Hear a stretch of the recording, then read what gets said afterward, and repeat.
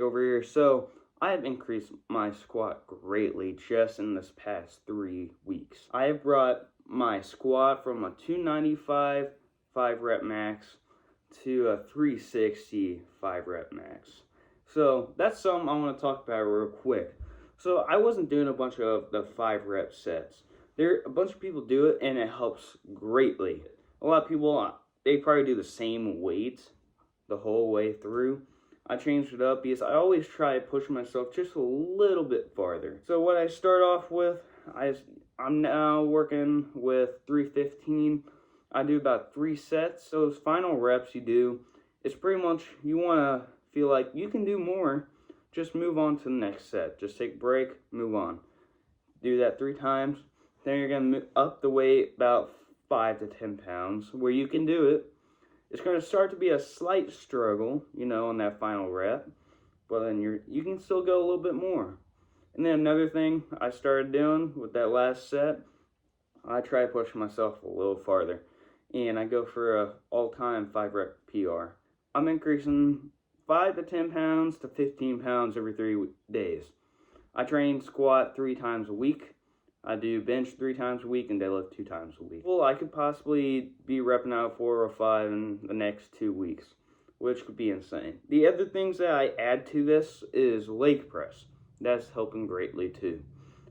I started doing some pyramid sets. If you guys don't know, it's up in the weight and down the reps. So I start off with 15 reps, and I go 12, 10, 8, 6, and 4. It's a lot of sets, but it really pushes you, and you can really feel it. And then, every once in a while, I'll throw in some hack squat. That kills you immediately, though. But that's why I don't do it all the time. I try to save a little bit of energy for the next leg day. I need to make sure I'm at my full potential on every single leg day, so I can push myself. And then, I throw in some heavy calf raises. I do seated calf raises and Smith machine calf raises. Both of those work great. And I do the leg extension, leg curls. I'm going to start doing some front squats.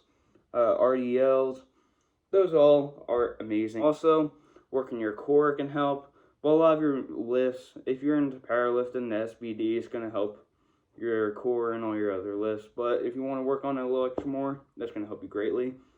And then another thing I learned, you want to build an upper shelf. What that is pretty much your whole upper body, your shoulders, your arms, your traps, everything. That helps support your stance when you're squatting. So that's also another thing. And that's kind of generally the way I've been training for squat. This may or may not work for you. There's another thing that can help you a little bit, it's your genetics. Also, that effort you put into the gym, pushing yourself, can help you go a little farther, not just your genetics. So it may help you if you want to try this out. Sure, go ahead. For this routine, I looked up all the top SBD lifters in the world, a bunch of other lifters. I looked at what their routines are, what they prefer to do the most, and you look at the overall thing. What do all of them have in common? And then you put them into your routine and try it out, test it out, Find the perfect workout for you, because everything can work great, some things don't work great. You just have to find that perfect routine, and it helps greatly. Like and follow to see my fitness journey and my powerlifting journey, road to nationals. That's my big goal. So stay tuned for all this, and I hope you like this, and I'll see you on the next one.